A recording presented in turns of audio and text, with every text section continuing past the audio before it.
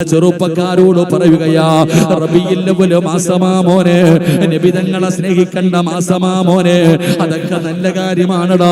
നബിദിനം ആഘോഷിക്കുന്നത് ഒരു യഥാർത്ഥ മുസ്ലിമിന്റെ ബാധ്യതയാണടാ. അതൊക്കെ മുത്തുനബിയോടുള്ള മഹബത്താ. ലൈറ്റ് ഇടുന്നതും ബാഗ് വെക്കുന്നതും കൊടികെട്ടുന്നതും ഒക്കെ നല്ല കാര്യമാ മോനെ. പക്ഷേ പരിശുദ്ധമായ റബീഉൽ അവ്വൽ 12-ന്റെ അന്ന് 407 വിളിച്ചിട്ട് കെട്ടുകണക്കിന് ബോക്സുകൾ അടുക്കി വെച്ചിട്ട് ആൽബത്തിന്റെ പാട്ടുകൾ ഇട്ടുകൊണ്ട് ദഫ് കളിക്കുന്ന ചെറുപ്പക്കാരാ, അല്ലാഹുവിന്റെ പള്ളിക്കകത്ത് അസറിന്റെയും മഗ്രിബിന്റെയും ജമാഅത്ത് നിസ്കാരം നടക്കുമ്പോ പള്ളിയുടെ മുന്നിൽ കിടന്ന് അല്ലാഹുവേ നിസ്കരിക്കാതെ നിസ്കാര കവയാക്കിയിട്ട് എന്റെ പ്രിയപ്പെട്ട യുവത്വേ, ഇതല്ലടാ നബിയോടുള്ള മഹബത്ത്, ഇതല്ലടാ ചെറുപ്പക്കാരാ.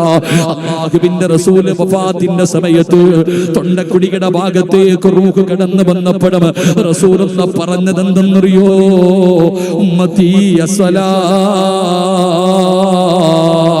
നിസ്കാരത്തിന്റെ കാര്യം മറക്കരുതെന്നോ. അതുകൊണ്ട് നബിദിനത്തിന്റെ അന്ന് ആഘോഷിക്കണ്ട എന്ന് ഞാൻ പറയുന്നില്ല.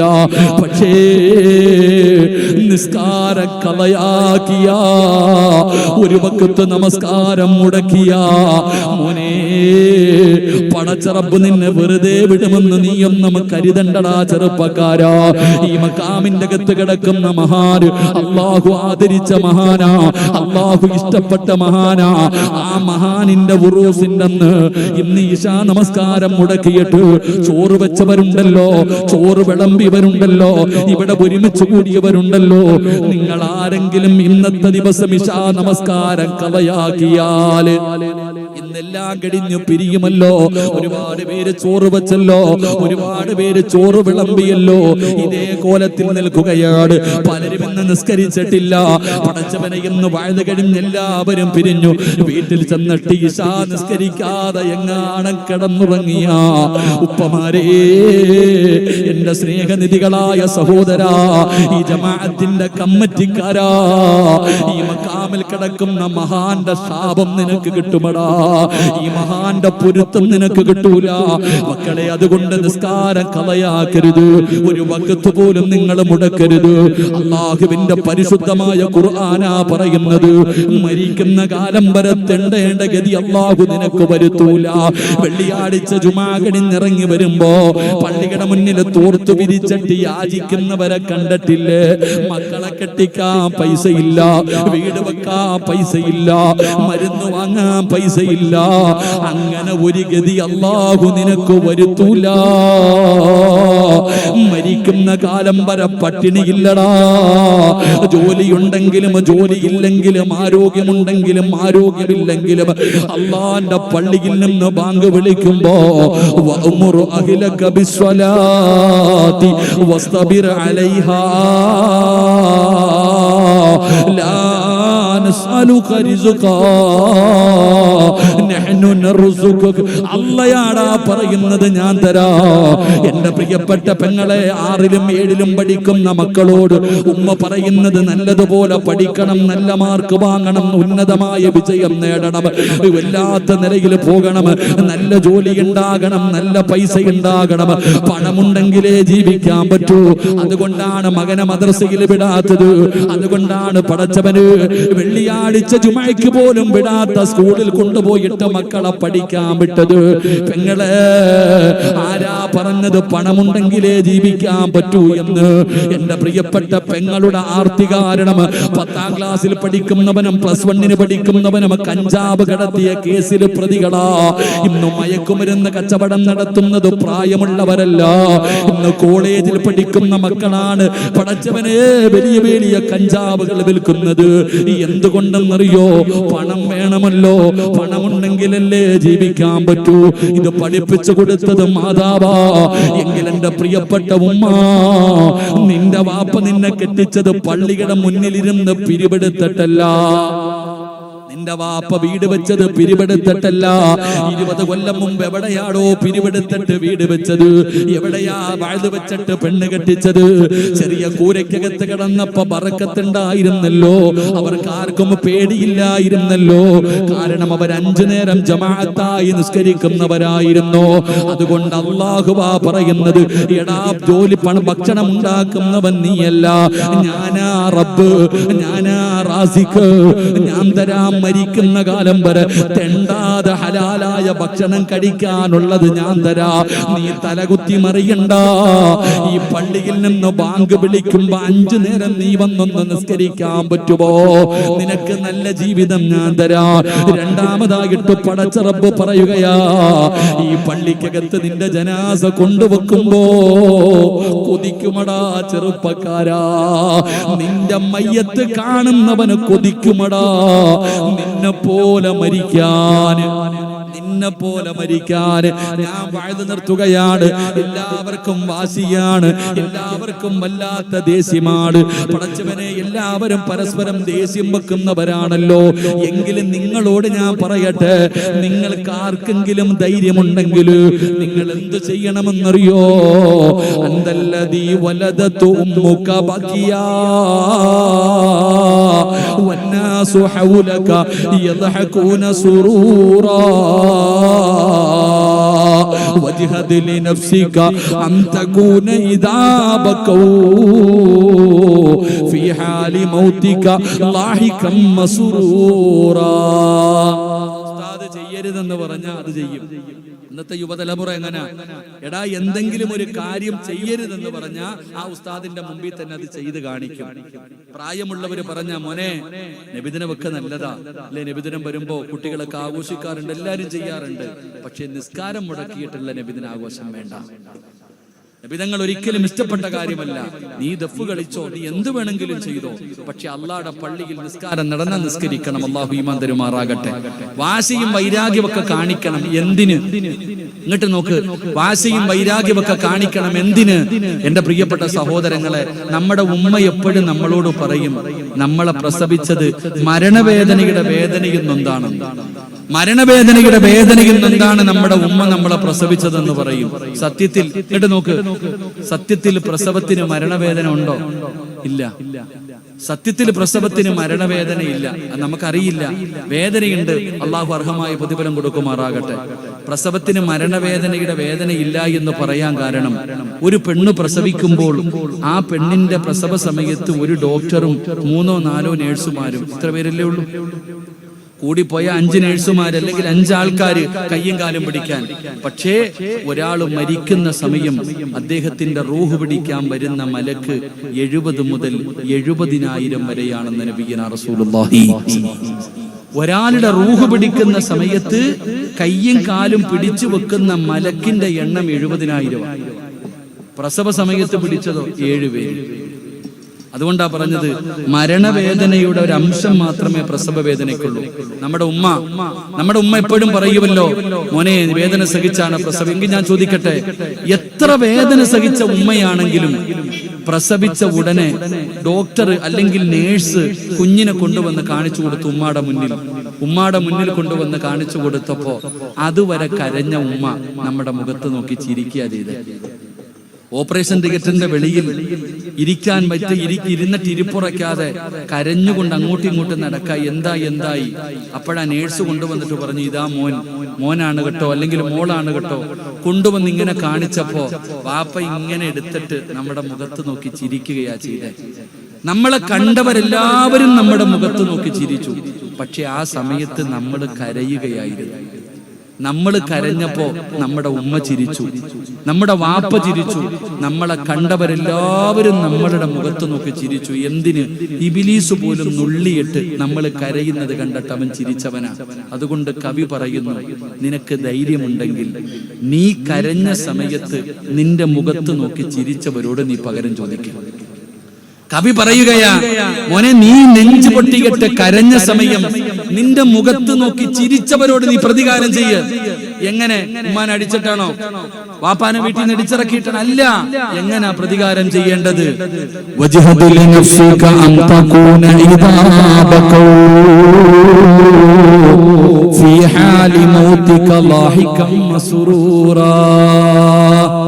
3 കഷ്ണം വെള്ള തുണിയിൽ നിന്റെ മയ്യത്ത് നിന്റെ വീടിനകത്ത് പുതച്ചു കിടത്തും.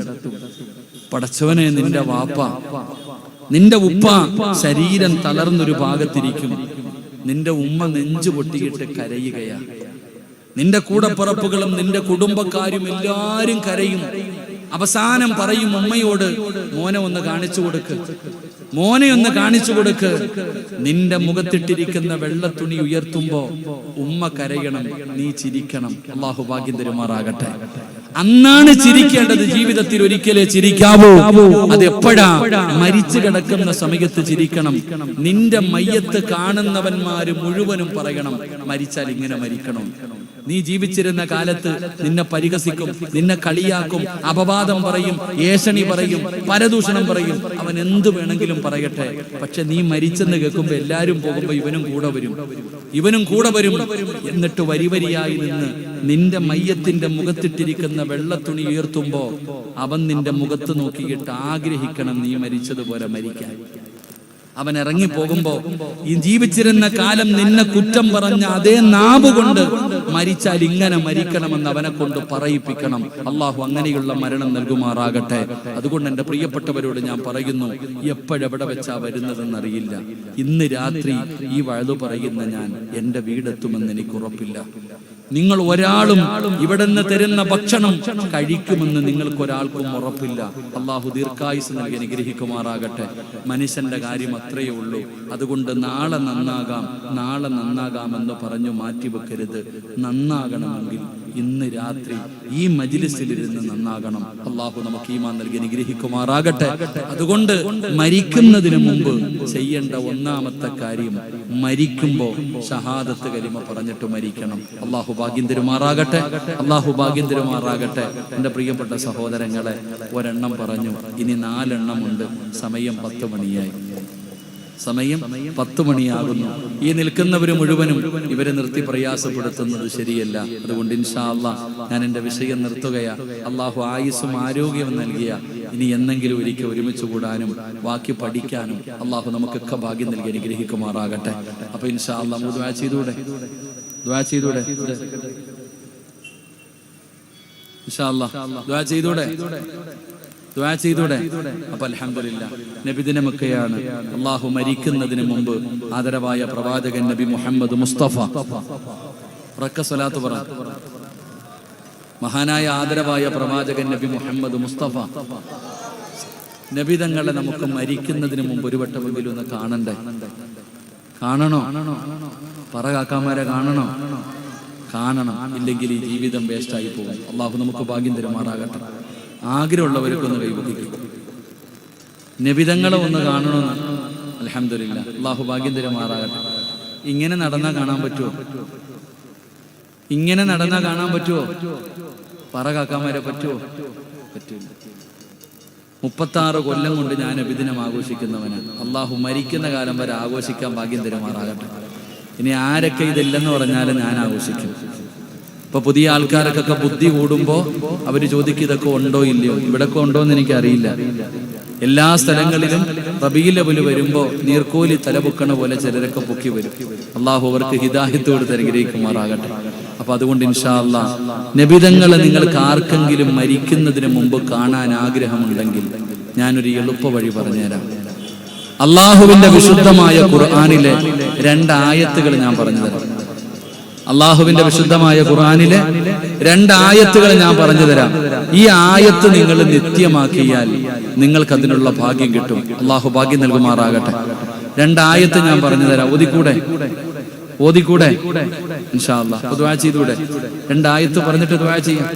ഉസ്താദെ, വാപ്പ മരിച്ചു, ഉമ്മ മരിച്ചു, മകൻ മരിച്ചു എന്ന് പറയുമ്പോ സാധാരണ ഞങ്ങൾ പറയും, അള്ളാഹു സ്വർഗം കൊടുക്കട്ടെ, ഖബർ വിശാലമാക്കട്ടെ, ക്ഷമിക്ക്, ഇങ്ങനെ പറയും. സത്യത്തിൽ ചിലപ്പോൾ അത് മനസ്സിൽ കൊണ്ട് പറയണമെന്നില്ല. അതിന്റെ ഗൗരവം മനസ്സിലാക്കാതെ നമ്മൾ ഞാൻ പറയാറ്.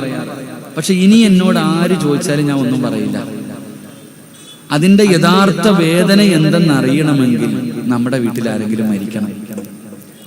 നമ്മുടെ കുടുംബത്തിൽ ആരെങ്കിലും മരിച്ചാലേ അതിന്റെ വേദന എന്താ നമുക്കറിയും. ഇപ്പൊ എന്റെ ജ്യേഷ്ഠൻ അള്ളാഹു ഖബറിടം വിശാലമാക്കി കൊടുക്കുമാറാകട്ടെ. സത്യം പറഞ്ഞാൽ ഇതുവരെ എൻ്റെ വീട്ടില് ജ്യേഷ്ഠൻ മരിച്ചു. ഞാൻ സത്യം പറഞ്ഞ എൻ്റെ ഫോണില് ഞാൻ ഇങ്ങനെ വരുമ്പോ ഇന്ന് ഒരു എൻ്റെ ജ്യേഷ്ഠൻ അവസാനമായിട്ട് വീട്ടിൽ വന്നപ്പോൾ എൻ്റെ മോനെ എടുത്ത് കളിപ്പിക്കുന്ന ഒരു വീഡിയോ ചുമ്മാതിങ്ങനെ മൊബൈലിൽ നോക്കിയപ്പോൾ കണ്ണ് നിറഞ്ഞു. മനുഷ്യന്റെ കാര്യം ഇത്രയേ ഉള്ളടോ. നമ്മൾ വിചാരിക്കുക നമ്മൾ ഇപ്പോഴെങ്ങും മരിക്കൂല. ആരാ പറഞ്ഞ? ഓനെ സംബന്ധിച്ചിടത്തോളം മോന് പ്രഷറോ ഷുഗറോ കൊളസ്ട്രോളോ ഒന്നുമില്ല. ഏറ്റവും വലിയ സങ്കടം എന്ന് പറഞ്ഞാൽ കല്യാണം കഴിച്ചു, നിക്കാഹ് കഴിച്ചു, ഭാര്യയെ വിളിച്ചുകൊണ്ട് വന്നില്ല. വിവാഹം കഴിച്ചിട്ട് തന്റെ ഭാര്യയെ വിളിച്ചുകൊണ്ട് വന്നില്ല. സ്വന്തമായിട്ടൊരു വീട് വെച്ചിട്ട് 98% വീടിന്റെ പണി കഴിഞ്ഞ് ഇനി ഇന്റർലോക്ക് ഇട്ടാൽ മതി. താമസം കയറലും ഭാര്യയെ വിളിച്ചുകൊണ്ടുവരലും ഒരുമിച്ച് നടത്താനിരുന്ന ആളാണ്. പക്ഷെ രണ്ടും കിട്ടിയില്ല. അള്ളാന്റെ പള്ളിയിലെ ഇമാമ അസറിന് ഇമാമത്ത് നിന്ന് നിസ്കരിച്ച് ദുആ ചെയ്തുകൊണ്ടിരുന്നപ്പോ പോയി. അള്ളാഹു ഖബറിടം വിശാലാക്കി കൊടുക്കുമാണ്. ഇതൊക്കെയുള്ളൂ മനുഷ്യന്റെ കാര്യം. അസറിന് പള്ളിയിലെ ഇമാമ് മഗ്രിബിന് അതേ ഇമാമിനെ പള്ളിയുടെ മുമ്പിൽ കൊണ്ടുവച്ചു. ഇത്രയേ ഉള്ളൂ നമ്മുടെ മനുഷ്യന്റെ അവസ്ഥ. ഞാൻ പറയുന്നത്, മരിക്കുവാണെങ്കിൽ ഉമ്മ ജീവിച്ചിരിക്കുമ്പോ മരിക്കണം. എപ്പോ മരിക്കണം? എപ്പോ മരിക്കണം? ആരെങ്കിലും ആഗ്രഹിക്കോ? ഇല്ല. എന്റെ അനുഭവം വെച്ച് ഞാൻ പറയുന്നു, മരിക്കുവാണെങ്കിൽ നമ്മുടെ ഉമ്മ ജീവിച്ചിരിക്കുമ്പോ മരിക്കണം. കാരണം എന്തെന്നറിയോ? ഉമ്മാടെ ദുആയെക്കാളും ലോകത്തൊന്നും ഇല്ലടോ. പള്ളിയിലെ ഖതീബ് ദുആ ചെയ്യുന്നതിനേക്കാളും മഹത്വമല്ലേ ഉമ്മ ദുആ ചെയ്യണം. എന്റെ ജ്യേഷ്ഠന്റെ മയ്യത്ത് വീട്ടിൽ വെച്ചപ്പോ എന്റെ ഉമ്മ അവസാനമായിട്ട് കാണാൻ വന്ന ജ്യേഷ്ഠന്റെ മുഖത്തിട്ടിരിക്കുന്ന വെള്ളത്തുണി ഇങ്ങനെ ഉയർത്തുമ്പോ ഇക്കാടെ മുഖത്ത് നോക്കിയിട്ട് ഉമ്മ പറയുന്നുണ്ട്, പടച്ചോനെ എന്റെ മോനെ നീ സ്വർഗം കൊടുക്കണേ അല്ലാ. ആ സാധുവിന്റെ വേദന എന്താണെന്ന് ആ പാവത്തിനല്ലേ അറിയും. ഒരു ഉമ്മാടെ ദുആയേക്കാൾ ലോകത്ത് വലുതൊന്നും. നമ്മൾ പറയും ഉമ്മ ജീവിച്ചിരുന്നപ്പം മരിച്ചെന്ന്. അല്ല, ഓൻ ഭാഗ്യവാനാ. കാരണം ഉമ്മയുടെ ദുആ കാരണം കണ്ണിന്റെ കാഴ്ച നഷ്ടപ്പെട്ടു പോയവർക്ക് തിരിച്ചു കിട്ടിയല്ലോ. മൂസാ നബി അലൈഹിസ്സലാം പർവ്വതത്തിന്റെ മുകളിലേക്ക് കയറുമ്പോ കാല് തെറ്റി വീണപ്പോ അല്ല പറഞ്ഞത്, മൂസ നോക്കി നടക്ക്, ദുആ ചെയ്യാനുണ്ടായിരുന്ന ആള് പോയില്ലേ, ഉമ്മ മരണപ്പെട്ടില്ലേ. എന്റെ പ്രിയപ്പെട്ട സഹോദരങ്ങളെ, ഞാൻ പറയുന്നത്, നമ്മൾ ഇത്രയും പേര് ഇവിടെ ഒരുമിച്ച് കൂടി എന്തെങ്കിലും ഒരു നന്മ ചെയ്യണ്ടേ? ഇങ്ങനെ കൂടി വയല് കെട്ടു പോകുന്നതിൽ കാര്യമൊന്നുമില്ല. എല്ലാരും അള്ളാഹിനോട് ചോദിക്കുന്നത് നല്ല മരണമാണ്. ഞാൻ ചോദിക്കട്ടെ, മയ്യത്ത് കുളിപ്പിക്കാൻ അറിയണവരൊക്കെ ഒന്ന് കൈവക്കിക്കേ. നിങ്ങളെ കളിയാക്കിയതല്ലടോ. നിങ്ങൾ ചിന്തിച്ച് നോക്കിക്കേ, നീ മരിച്ച ആര് കുളിപ്പിക്കും? നമ്മളിൽ അധികം പേർക്കും മയ്യത്ത് കുളിപ്പിക്കാൻ പോലും അറിയത്തില്ല. നമുക്ക് മക്കളെ വലിയ ഇഷ്ടമാ. എനിക്കും ഇഷ്ടമാ, നിങ്ങൾക്കും ഇഷ്ടമാ, ഖതീബിനും ഇഷ്ടം, എല്ലാവർക്കും മക്കളെ ഇഷ്ടമാ. പക്ഷെ നീ മരിച്ച കുളിപ്പിക്കാൻ ഓൻ അറിയത്തില്ല. പള്ളിയിൽ മയ്യത്ത് കൊണ്ടുവെക്കുമ്പോ എല്ലാ മയ്യത്തിന്റെ ഇമാമും ഉസ്താദ് തന്നെ. പിന്നെന്തിനാ നീ വീട്ടിൽ 3-4 എണ്ണത്തിന് പോറ്റണില്ല. നിന്റെ മയ്യത്ത് നിസ്കരിക്കാൻ ഇമാമത്ത് നിൽക്കാനുള്ള ധൈര്യം പോലില്ല. പള്ളി മയ്യത്ത് കൊണ്ടുവെക്കും. ഉസ്താദ് എല്ലാരും വരുന്നത് വരെ പ്രസംഗിക്കും. ഇവിടുത്തെ സിസ്റ്റം എങ്ങനെയാന്ന് എനിക്കറിയില്ല. എല്ലാരും പള്ളിക്കകത്ത് കയറി കഴിയുമ്പോ ഉസ്താദ് പറയും, ഈ കിടക്കുന്ന മയ്യത്ത് ആരെങ്കിലും സാമ്പത്തികമായിട്ട് ഇടപാടുകൾ ഉണ്ടെങ്കിൽ മക്കളുമായിട്ട് ബന്ധപ്പെടണം. ഞാൻ എന്റെ പള്ളിയിൽ അത് പറയൂല. കാരണം എന്തേ? ആ കിടക്കുന്നത് എന്റെ വാപ്പയല്ല, പിന്നെ എന്തിനാ ഞാൻ പറയണേ?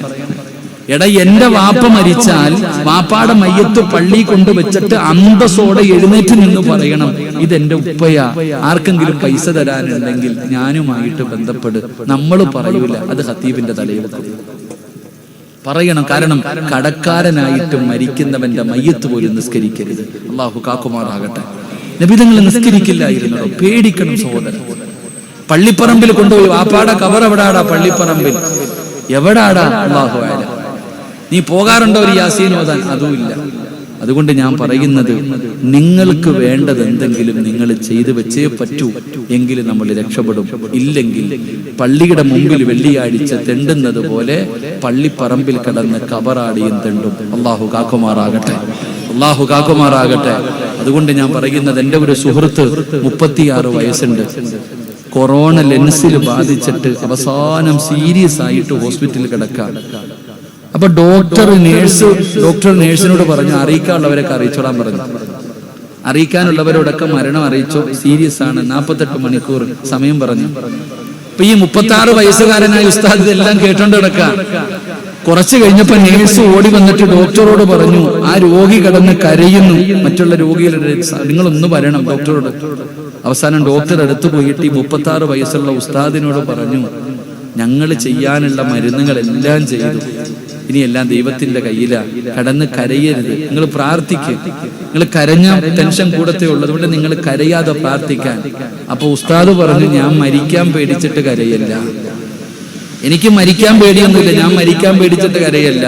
കാരണം എന്റെ ഉമ്മാടെ വയറ്റിൽ കിടന്നപ്പോ തന്നെ അള്ളാഹ് എന്റെ മരണം നിശ്ചയിച്ചിട്ടുണ്ട്, പിന്നെ എന്തിനാ ഞാൻ കരയണേ? അപ്പൊ ഡോക്ടർ വെച്ചു, ഭാര്യയും മക്കളെയും കാണണോ? ആ ഉസ്താദിന് 2 മക്കളുണ്ട്.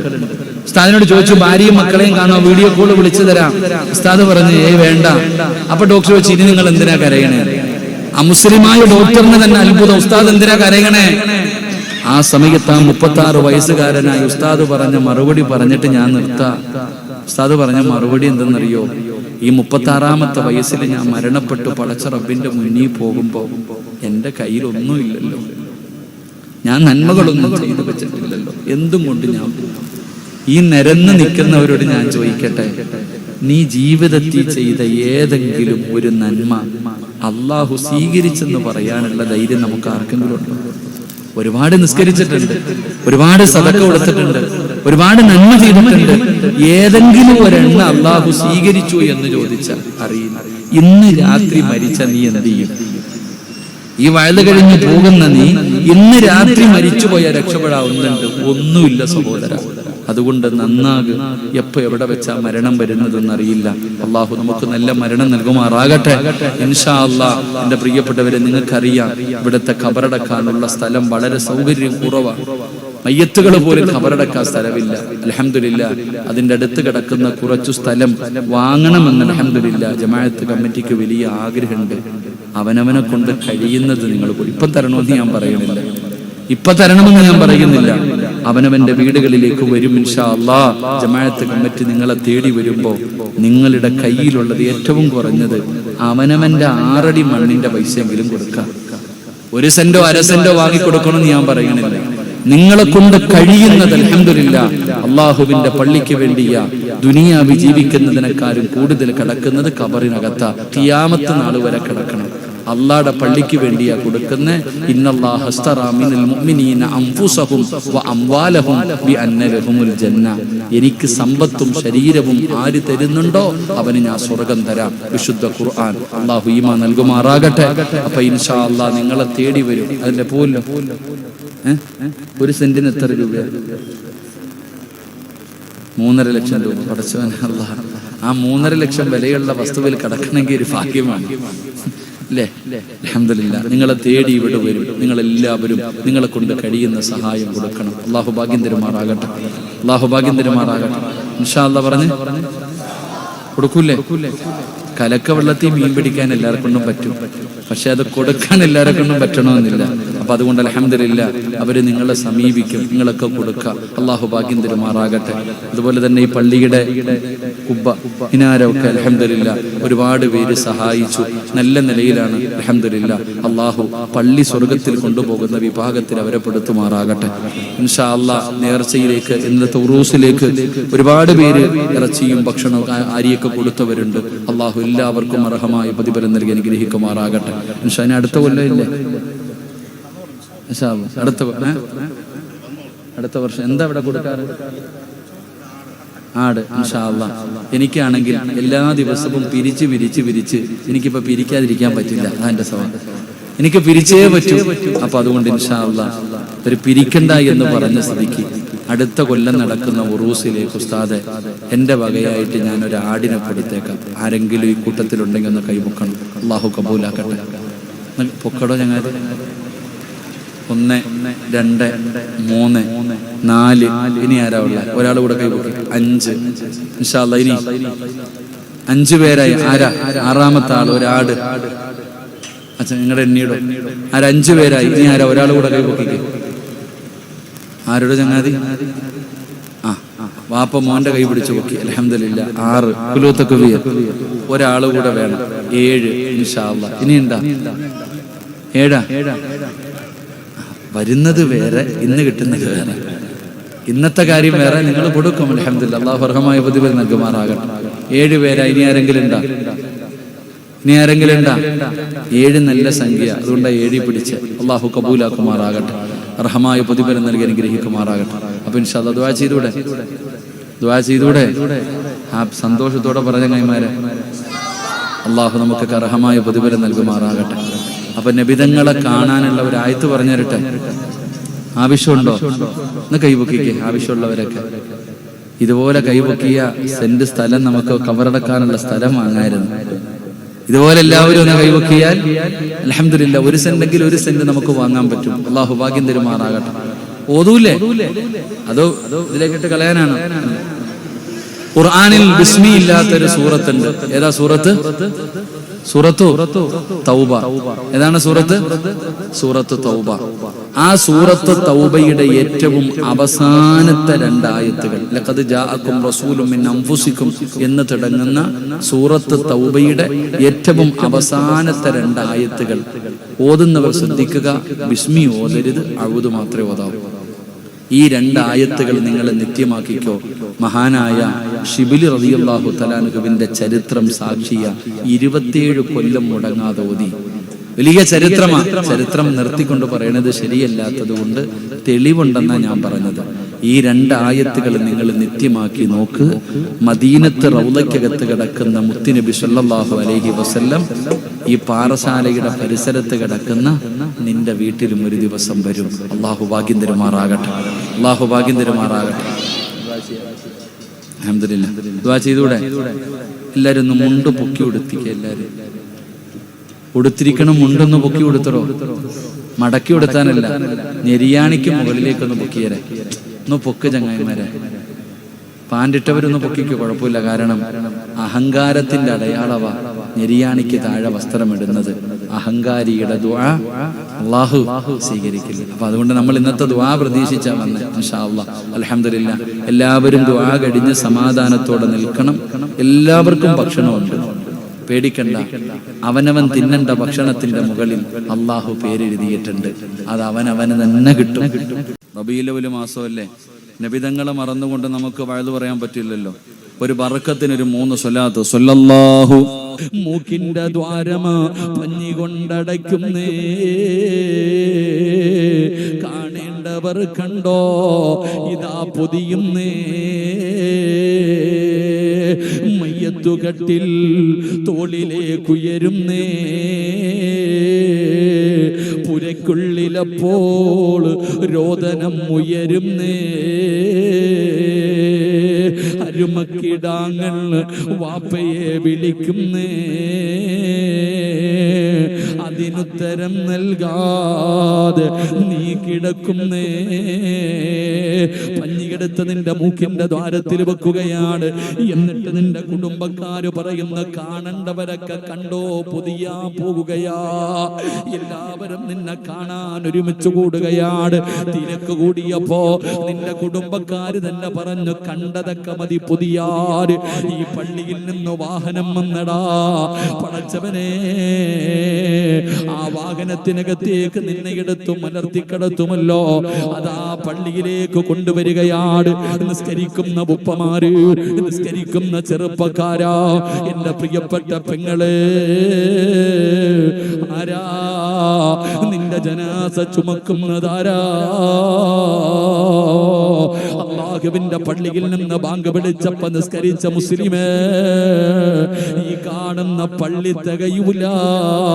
നീ പറഞ്ഞല്ലോ പലരുടെയും ജനാസ കൊണ്ടുവച്ചപ്പോ ഈ പള്ളി നിറഞ്ഞെന്ന അത്ഭുതത്തോടെ പറയുന്നല്ലോ. എങ്കിൽ അതൊന്നുമല്ല വാപ്പാ.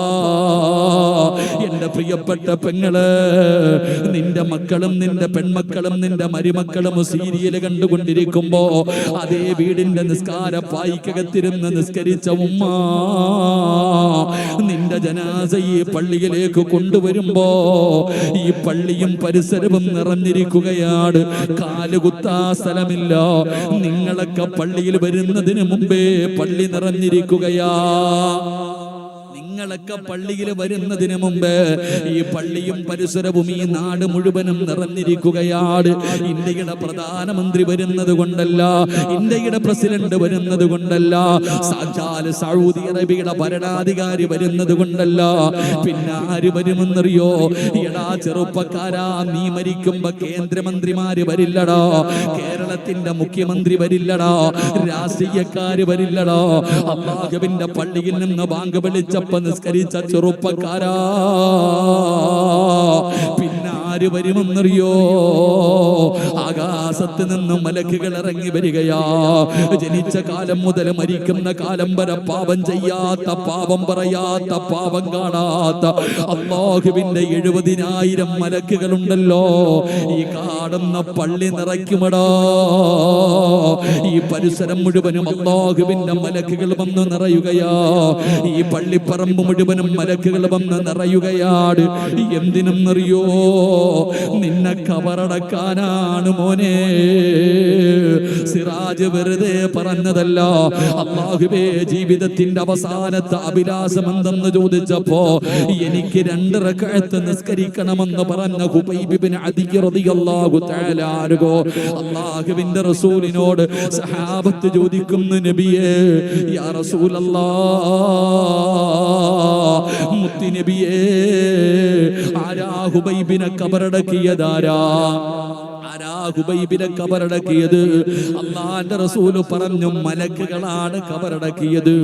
മലക്കുകൾ കബറടക്കിയ സ്വഹാബിയുടെ പേരാ മഹാനായ ഖുബൈബ് ഇബ്നു അദി റളിയല്ലാഹു തആല അൻഹു.